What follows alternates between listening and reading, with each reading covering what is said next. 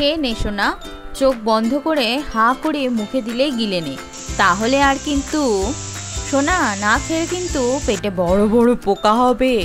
আচ্ছা সোনা, তুমি যদি এটা খেয়ে নাও তাহলে কিন্তু একটা আইসক্রিম পাবে। কি কথাগুলো খুব চেনা চেনা লাগছে না?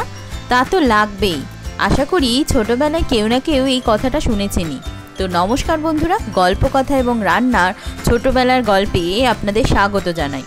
আচ্ছা, আপনাদের ছোটবেলায় তেতো খাওয়ার গল্পের সাথে কি আমার কথার মিল আছে? আর যদি অন্যরকম কিছু হয় তাহলে জানাতে ভুলবেন না কিন্তু। আজকের রেসিপিটা কি নিয়ে তাহলে বুঝলেন তো? হ্যাঁ, ঠিকই ধরেছেন, করলা নিয়ে।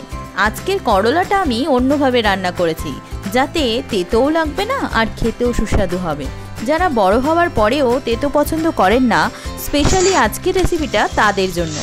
তেতো আমাদের শরীরের জন্য খুবই উপকারী, তাই সেই তেতোর গুণগত মান মাথায় রেখে আমি করলাটা তেলে হালকা করে ভেজে নিয়েছি। আপনারা চাইলে কড়া করে ভাজতেই পারেন। তো কেমন লাগলো জানাবেন কিন্তু। নমস্কার। যাতে করলাটা খুব বেশি তেতোও লাগবে না আর খেতেও সুস্বাদু লাগবে। যারা বড় হওয়ার পরেও তেতো পছন্দ করেন না, আজকের রেসিপিটা স্পেশালি তাদের জন্য। কেমন হয়েছে জানাবেন কিন্তু।